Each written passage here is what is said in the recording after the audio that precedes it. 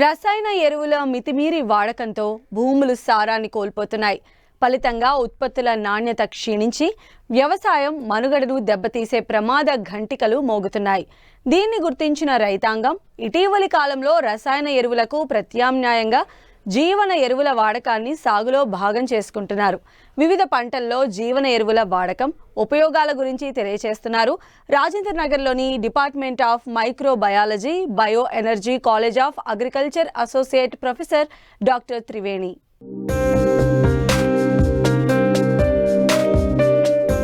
వ్యవసాయంలో జీవన ఎరువుల ప్రాముఖ్యత నానాటికి పెరుగుతోంది.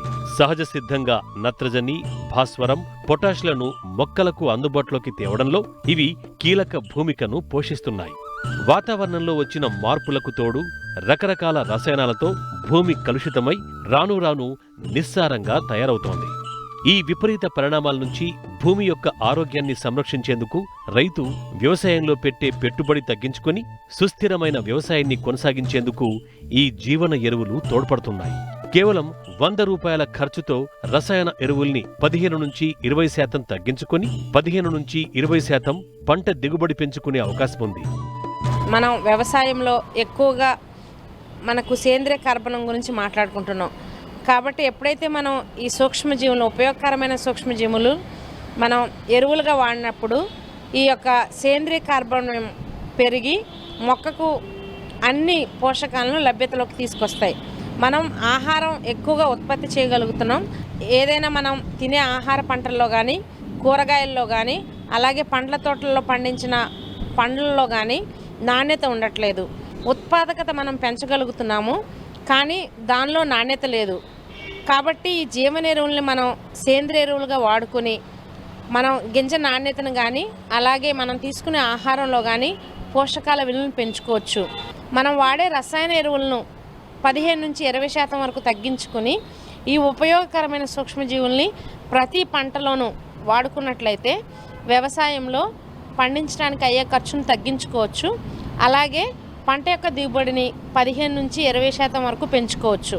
రైతు సోదరులు ప్రతి పంట వేసేటప్పుడు ఖరీఫ్లో కానీ అలాగే రబీలో కానీ వేసంగి పంటల్లో కానీ మనం తగిన మోతాదుల్లో ఈ జీవన ఎరువులను వాడుకున్నట్లయితే మన భూమి యొక్క ఫర్టిలిటీ పెరుగుతుంది. అంతేకాకుండా ఉత్పాదకతతో పాటు మనం నాణ్యమైన ఉత్పత్తిని కూడా పెంచుకోవచ్చు. అంతక్రితం ఎక్కువగా నత్రజని స్థిరీకరించే బ్యాక్టీరియా అయిన రైజోబియంని ఎక్కువగా వాడుకునేవాళ్ళం. ప్రస్తుతం అన్ని వాణిజ్య పంటల్లో మనము అజిటోబ్యాక్టర్ అనే బ్యాక్టీరియాని ఆ బ్యాక్టీరియా వలన వాతావరణంలో మొక్కకు లభ్యం కానీ 78% నత్రజనిని మనకు ఉపయోగంలోకి తీసుకొస్తాయి. కూరగాయల పంటల్లో కానీ పండ్ల తోటల్లో కానీ అలాగే వివిధ రకాలైన వాణిజ్య పంటల్లో 15 నుంచి 20% వరకు ఈ నత్రజనిని స్థిరీకరించడానికి అజిటోబ్యాక్టర్, అజోస్పైరిలం వివిధ పంటల్లో వాడుకున్నట్లయితే మనం మొక్క పెరుగుదలకు కావలసిన నత్రజనిని 20% వరకు మొక్కల్లో అందించుకోవచ్చు.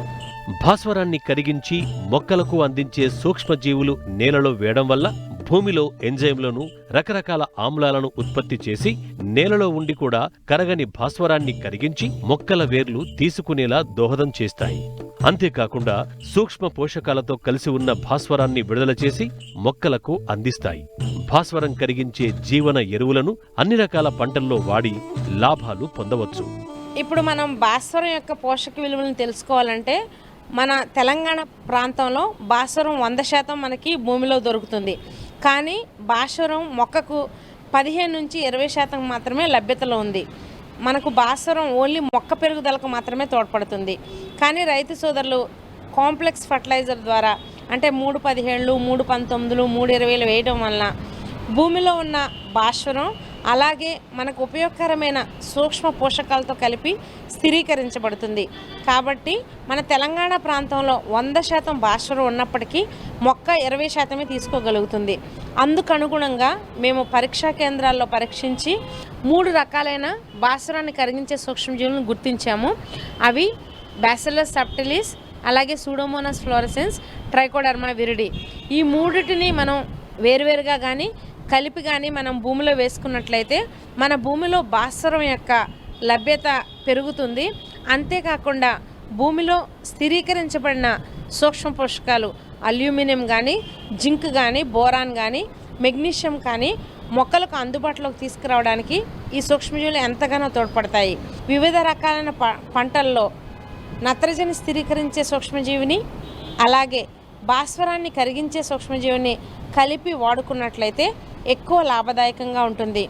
అంతేకాకుండా మన పంట భూముల్లో భాస్వరాన్ని కరిగించే సూక్ష్మజీవులైన సూడోమోనాస్ ఫ్లోరసెన్స్ని కానీ, బ్యాసిలస్ సబ్టిలిస్ని కానీ వాడుకున్నట్లయితే మొక్క యొక్క వ్యాధి నిరోధక శక్తి పెరిగి మనకు వేరుకుళ్ళు కానీ, కాండము కుళ్ళు కానీ, అలాగే ఎండు తెగులు లాంటి తెగుళ్ళను తగ్గించుకోవచ్చు. మనకి భూమిలో ఉన్న వివిధ రకాలైన ఉపయోగకరమైన సూక్ష్మజీవులైన ఈ బ్యాసిలస్ కానీ, అలాగే సూడోమోనాస్ కానీ వివిధ రకాలైన యాంటీబయాటిక్స్ని ఉత్పత్తి చేసి తెగుళ్ళను కలుగజేసే కారకాలైన పిథియం కానీ, ఫైటోప్తెరా కానీ, శిలీంధ్రాలన్నింటినీ వాటి యొక్క పెరుగుదలను నిరోధిస్తాయి. అన్ని పంటల్లో ఈ జీవన ఎరువులు వాడుకోవచ్చు.